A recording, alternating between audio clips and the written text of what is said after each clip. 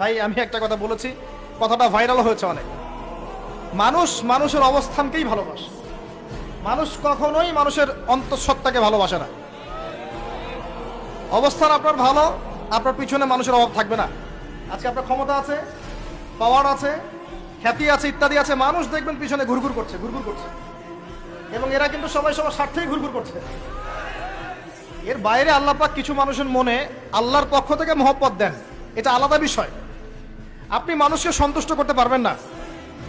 পরিবার, বাবা মা, ছেলে মেয়ে, বউ বাচ্চা, কাউকে সন্তুষ্ট করতে পারবেন 100% আপনি কাউকে সন্তুষ্ট করতে পারবেন না।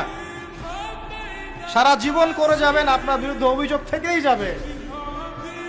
শুধু আল্লাহ রাব্বুল আলামিন অপেক্ষা করে বসে আছেন, আপনি কখন তওবা করে তার দিকে ফিরে আসবেন। দেন আল্লাহ পাক আপনাকে মাফ করে দিবেন ইনশাআল্লাহ। আল্লাহ পাক বলেছেন, শুনেন, ইল্লা মান তাবা, যে অনেক গুনাহ করেছে, শিরক করেছে, জিনা করেছে, মদ খেয়েছে, বেদাত করেছে, হারাম খেয়েছে, আল্লাহ পাকের অবাধ্য হয়েছে, নামাজ পড়ে নাই, যাকাত দেয় না, ইত্যাদি ইত্যাদি অনেক অন্যায় করেছে। একদিন তওবা করে ফিরে এসেছে। আল্লাহ পাক বলছেন, ইল্লা মান তাবা, যে ব্যক্তি তওবা করে ফিরে আসলো, ওয়া আমানা, এবং ঈমান নিয়ে আসলো, ওয়া আমিলা আমালান সালিহান, এবং এখন থেকে শতামল করা শুরু করলো, হোক সে নারী বা পুরুষ, যে কেউ, যে কোনো বয়সের, যে কোনো বর্ণের, যে কোনো ভাষার, যে কোনো দেশের, এগুলো কিচ্ছু যায় আসে না আল্লাহ পাকের। ইন্নাল্লাহা লা ইয়ানজুরু ইলা আজসামিকুম ওয়ালা ইলা সুওয়ারিকুম ওয়ালাকিন ইয়ানজুরু ইলা কুলুবিকুম ওয়া আমালিকুম। আল্লাহ পাক শুধু কলব দেখেন, আমল দেখেন, রক্ত মাংস বর্ণ এগুলো দেখেন না। আল্লাহ পাক ফিরে এসেছে, আমল, ঈমান এনেছে, আমল সালেহ করেছে। আল্লাহ পাক বলছে, উলাইকা, এরাই তারা, ইউবাদদিলুল্লাহু সাইয়্যাতিহিম হাসানাত, এরাই সেই ব্যক্তি যাদের সমস্ত গুনাহকে আমি আল্লাহ নেকি দিয়ে পরিবর্তন করে দেব। আল্লাহ অপেক্ষা করছেন আপনার জন্য। আপনার কাছে আসার গল্পটা হোক আল্লাহর কাছে আসা, এই জেনার কাছে আসার গল্প দিয়ে কোনো লাভ নাই। আল্লাহ পাক যেটা বলেছেন, লা তাকরাবুজ জিনা, জিনার কাছেও যেও না। আপনি দেখবেন এখন বলা হচ্ছে জেনাটাই হচ্ছে কাছে আসার গল্প। আমি বলি, শোনেন, নিমের ডাল দিয়ে দাঁত মাজেন, নিম গাছের ডাল আছে না, নিমের ডাল দিয়ে দাঁত মাজেন, এই পেস্ট ছেড়ে দেন, বয়কট করে ফেলেন, দেখবেন কয়দিন পর ক্ষমা চাবে যে ভুল হয়ে গেছে, আমরা এগুলার অ্যাড বানাবো না। আমরা যে নরম সরম মানুষ, কোনো ইনিশিয়েটিভ নিতে পারি না, এই জন্য চড়া হয়ে বসে। প্রতিটা সেক্টরেই দুর্নীতি চলছে। এই যে কাছে আসার গল্পের নাম দিয়ে মানুষকে জেনা করাচ্ছে। যুবক যুবতী স্কুল লাইফ থেকে, মাহারাম, গায়রে মাহারাম, এই গায়রে মাহারামের সাথে স্কুল লাইফ থেকে শুরু হয়। স্কুল লাইফে পড়ছে ক্লাস 8, 9, 10, ক্লাস 8, 9, 10 এর মেয়েরা, ছেলেরা এখন অ্যাডাল্ট। এরা এমন কিছু করে যা আপনার কল্পনাও নাই। এই বয়সেও তো সব পাপ করা শেষ।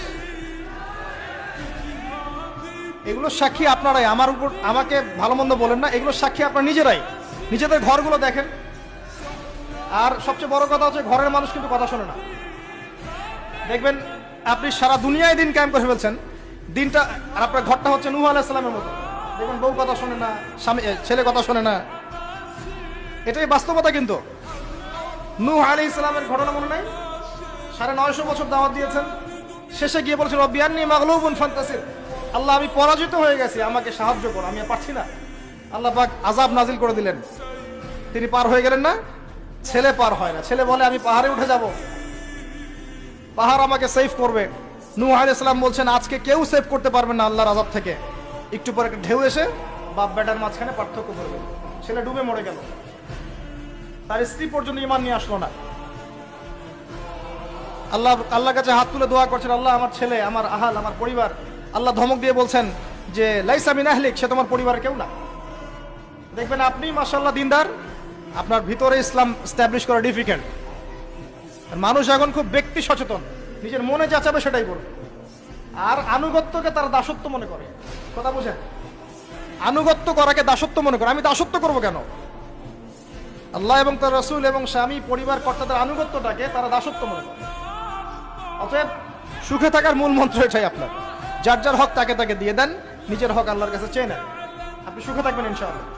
আল্লাহর জন্য বাঁচেন, আল্লাহর জন্য খান, আল্লাহর জন্য পড়েন, আল্লাহর জন্য দিন কায়েম করেন, আল্লাহর জন্য আপনি ইবাদত করেন, আল্লাহর জন্য মারা যান, ইনশাআল্লাহ আল্লাহ আপনাকে জান্নাত দিবেন।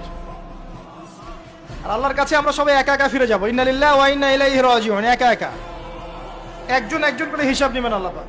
তখন আমার সাথে কেউ থাকবে? আপনার সাথে কেউ থাকবে? ইন্তেকালের পরে 40টা দিন অপেক্ষা করেন না, মানুষ মনে রাখে? রাখবে না, কাউকে রাখবে না। এটাই দুনিয়ার বাস্তবতা। দুনিয়া বড় নিষ্ঠুর।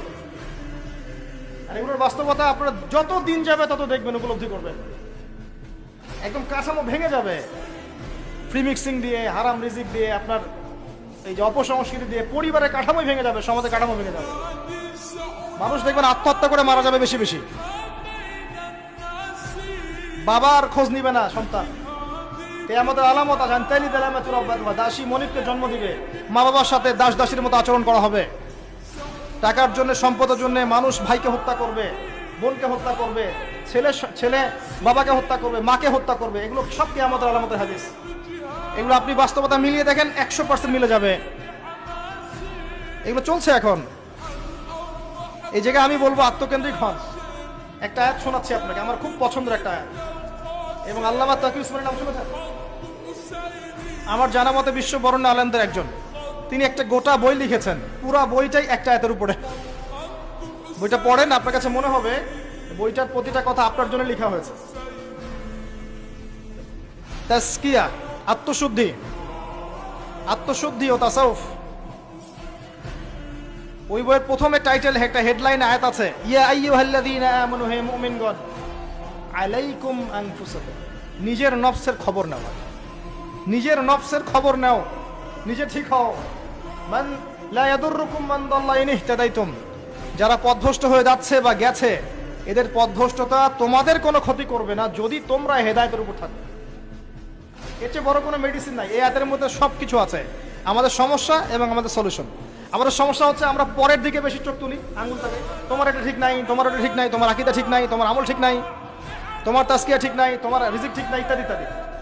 নিজের দিকে এতবার আঙুল আমরা তুলি না। আমার আকীদা ঠিক আছে কিনা, আমার মানহাজ ঠিক আছে কিনা, আমার আমল বেদাতমুক্ত কিনা, আমার রিজিক ঠিক আছে কিনা, আমার পরিবার ঠিক আছে কিনা, আমার নফসে আত্মশুদ্ধি আছে কিনা, আমার ভিতরে হিংসা আছে কিনা, গীবত আছে কিনা, তোহমত দেই কিনা, অহংকার আছে কিনা, এগুলো আমাকে চিন্তা করতে হবে। আলাইকুম আনফুসাকুম, নিজের নফসের খবর নাও।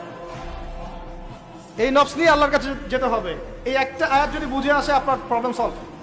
এখানে সমস্যা হচ্ছে আমরা আগে মানুষের সংশোধন চাই, কিন্তু আল্লাহ বলছেন আগে নিজেকে সংশোধন করো। নিজে আগে সংশোধিত হও, একটা বাতি থেকে 1000টা বাতি জ্বলবে ইনশাআল্লাহ। আর নিজেকে সংশোধন করতে না পারলে আমি বাতি জ্বালাতে পারবো না। তো ইভেন এখানে বসে আমি যে কথাগুলো বলছি বা বলবো বা বলা হয়, যারা বলে, তারা নিজেরা যদি সেগুলোর উপর আমল না করে, এই কথার কোনো তাসির হবে না আপনার উপরে। আপনি শুনবেন, এক কান দিয়ে ঢুকবে, এক কান দিয়ে বেরো যাবে, বাসায় গিয়ে ঘুমিয়ে যাবেন। এটা বাস্তবতা। রাসূলুল্লাহ, শোনেন, রাসূলুল্লাহ সাল্লাল্লাহু আলাইহি ওয়াসাল্লামের দাওয়াতে এত হিউজ মানুষ ইসলাম কবুল করলো কেন বলেন তো? মূল কারণ কি জানেন? ইসলামের প্রতিটা বিষয়ের উপরে নবী সাল্লাল্লাহু আলাইহি ওয়াসাল্লাম নিজে আগে আমল করে দেখিয়েছেন। এই জন্য তার কথার মধ্যে নূর এবং তাসির এবং বারাকা এত বেশি ছিল যে মানুষের কলিজার মধ্যে কথাগুলো আঘাত করেছে, মানুষ পরিবর্তন হয়েছে।